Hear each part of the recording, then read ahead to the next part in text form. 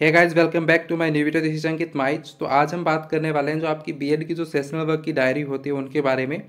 और आज का जो हमारा जो सब्जेक्ट रहेगा वो रहेगा आत्मबोध। तो जो आत्मबोध आपका बीएड सेकेंड ईयर में एक सब्जेक्ट है, तो इसकी हम जो सेशनल वर्क की डायरी उसके बारे में हम बात करने वाले हैं।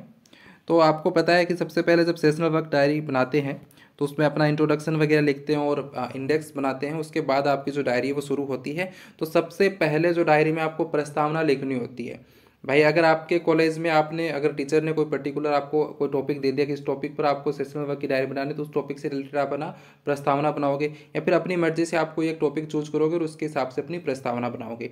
तो सबसे पहले आपको प्रस्तावना बना लेनी है, जो कि यहाँ पर आप देख सकते हो। उसके बाद आपको उद्देश्य लिखना है कि आप ये जो टॉपिक बना रहे हो या जो टॉपिक है इसका उद्देश्य क्या है। तो आपको उसके बाद जो है उद्देश्य लिखना है। उसके बाद आपका जो मेन कंटेंट है, जो आपके मेन टॉपिक हैं उनके रिलेटेड आपको कुछ बातें लिखनी है। जैसे कि बुक का नाम आत्मबोध है, तो यहाँ से इसका जो हो जाएगा कि आत्म पहचान या फिर आत्मबोध या फिर स्वयं की पहचान का अर्थ क्या होता है। तो यहाँ पर इसका अर्थ लिख दोगे। इसके अलावा फिर इसकी कुछ परिभाषाएं हैं, अलग अलग मनोवैज्ञानिकों ने अलग अलग परिभाषाएं दी हैं, तो यहाँ पर वो आपको परिभाषा लिख देनी है। और इसकी आप डायरी जो है वीडियो को पॉज करके आराम से बना सकते हो, ये सारा कुछ विजिबल है, आराम से ये दिख रहा है। इसके बाद आपको जो है आत्म पहचान के जो सिद्धांत हैं वो लिखने हैं, जैसे कि सामाजिक तुलना का सिद्धांत हो गया, अवलोकन का सिद्धांत हो गया। इस तरीके से आपको आत्म पहचान के सिद्धांत लिखने हैं, थ्योरीज ऑफ सेल्फ आइडेंटिटी। उसके बाद आपको लिखना है व्यक्तित्व के विविध आयामों का स्वयं की पहचान पर प्रभाव, effect of various dimensions of personality on self identification. तो जो व्यक्तित्व के विविध आयामों का स्वयं की पहचान पर प्रभाव है वो आपको यहाँ पर इस तरीके से लिखना है, ठीक है। और उसके बाद आपको जो लिखना है वैज्ञानिक दृष्टिकोण का स्वयं की पहचान पर प्रभाव। ये कुछ टॉपिक हैं जो कि मुझे टीचर ने दिए थे, तो उन पर मैंने डायरी बना रहा हूँ। उसी तरीके से अगर आपको कोई दूसरा टॉपिक मिला है तो उस पर आप बना सकते हो। अगर कोई टॉपिक नहीं मिला है और आपको अपनी मर्जी से बनाना है तो आप इस डायरी को एज इट इज़ यहाँ से कॉपी कर सकते हो, ठीक है।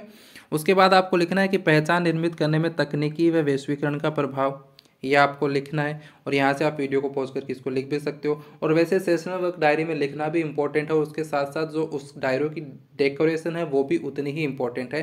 तो इसमें आप डेकोरेशन भी कर सकते हो। इस तरीके से बहुत ही आसान सी डेकोरेशन है, अगर आपको ये करनी आती है तो ये कर सकते हो। अगर ये डेकोरेशन भी नहीं करनी आती है तो आपके घर में आपको शादी के कार्ड मिल जाएंगे, तो उसको आप अलग अलग डिज़ाइन में काट करके अपनी डायरी में वो भी आप चिपका सकते हो।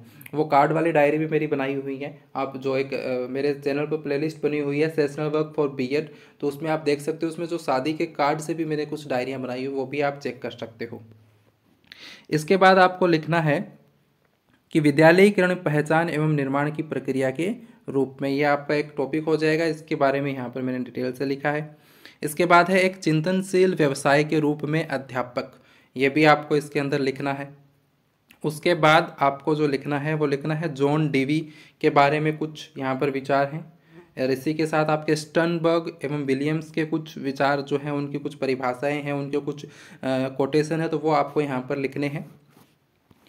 और सबसे लास्ट में आपको पता है कि भाई निष्कर्ष और आपकी संदर्भ सूची आता है। तो निष्कर्ष जो आपने जितना जो कुछ भी लिखा है उस पूरे का सार क्या है, सारांश क्या है, उसका निष्कर्ष क्या है, वो आप यहाँ पर लिखना। जैसे यहाँ पर जो निष्कर्ष है वो क्या है कि स्वयं की अवधारणा को, जिसे हम एक शिक्षक की अस्मिता भी कह सकते हैं, इसका तात्पर्य यह है कि आप एक शिक्षक बनने के उपरांत अपने विद्यालय में जिस प्रकार का शिक्षण कराते हैं उसमें आपकी अपनी मान्यताओं एवं धारणाओं की भी विशेष भूमिका होती है, जो अपने व्यक्तिगत एवं सामाजिक जीवन के अनुभव पर आधारित होती है। तो इस तरीके का कुछ निष्कर्ष हो जाएगा। उसके बाद आपका क्या लिखना है, आपको संदर्भ सूची लिखना है।